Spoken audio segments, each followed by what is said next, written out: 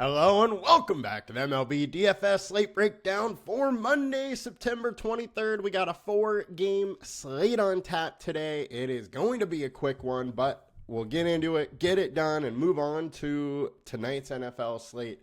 That DFS video will be coming a little bit later, along with our MLB prop shows and our NFL prop show. Now, let's get into it. Please like, comment, and subscribe to our video.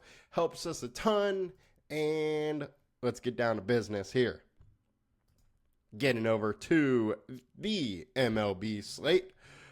4 games on tap and all 9 or under totals. 7.5 is the shortest one. Highest owned pitcher on the slate, E-Rod.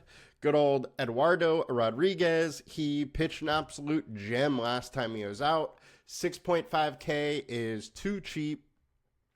He is versus the Giants, who have been absolutely terrible.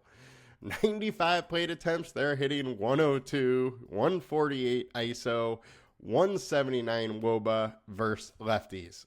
So he's super cheap. Giants have been bad.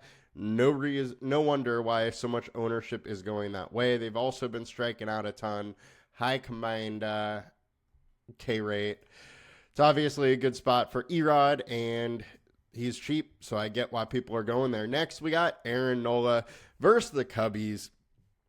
8.6K is pretty cheap for a pitcher of the caliber with Nola, who's just done it for so long, and he has a 30% K rate over the last 5. The FIP at 4.21, 4.12 over the last 5 starts.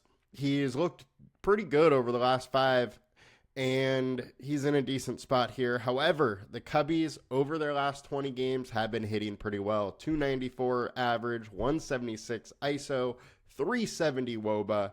We do at least have a 26% combined K rate here. I don't mind going to Nola for sure. He's done well versus them in the past, but it is a little bit scary of a situation, and he is averaging 29% more fantasy points at home, so he does get that bump for being home. It's not a bad spot. He is one of the better pitchers on the slate. Next, we got Hunter Brown versus the Seattle Mariners. Mariners been hitting righties pretty well lately. 289 average, 180 ISO, 362 WOBA. Hunter Brown has been very good. 2.99 FIP over his last 20 starts, 3.46 over his last 5. Definitely very solid numbers. The one thing is they are just facing this Seattle offense that has been hitting very well. Now, I don't know if that is going to continue over the longer run. The offense hasn't been good, so there are reasons to want to attack it, especially with Hunter Brown going a little bit less owned. The only issue I see here is that we have him down at a 22% combined K rate. So K rate is a little bit suppressed on this slate, but with so few options, you don't need the upside. You generally do.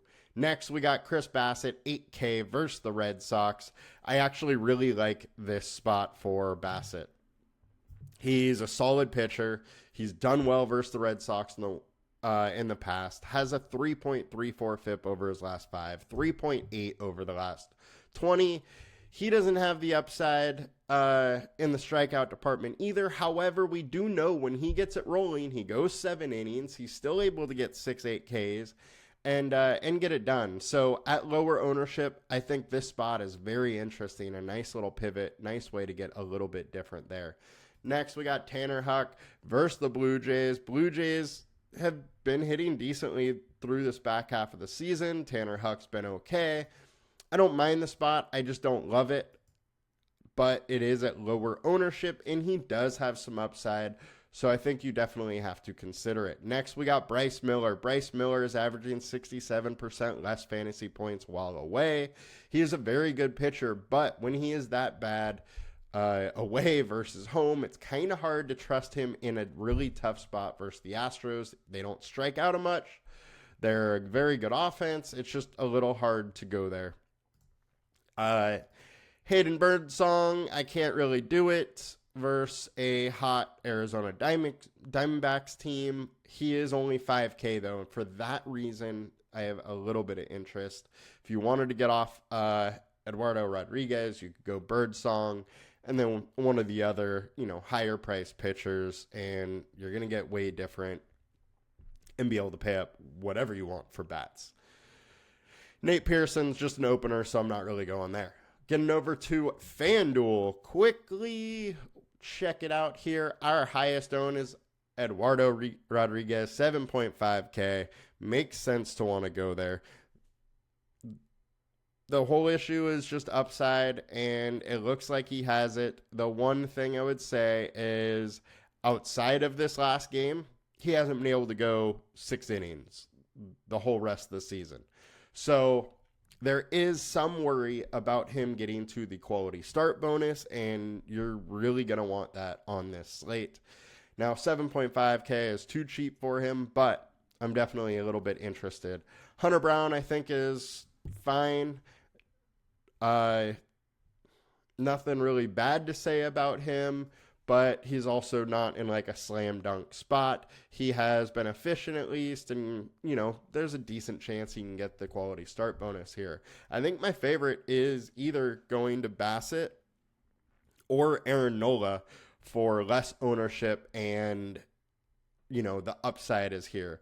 Aaron Nola at 10.5K, 35% projection is our highest projection on the slate.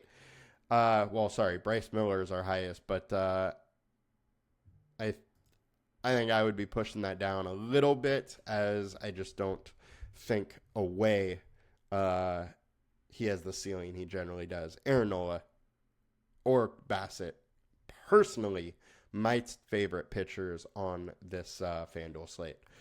Now, let's get over to some stack attacks. Run it down real quick. Our highest value on the slate is the Giants versus Erod. It makes sense. The bullpen isn't that great.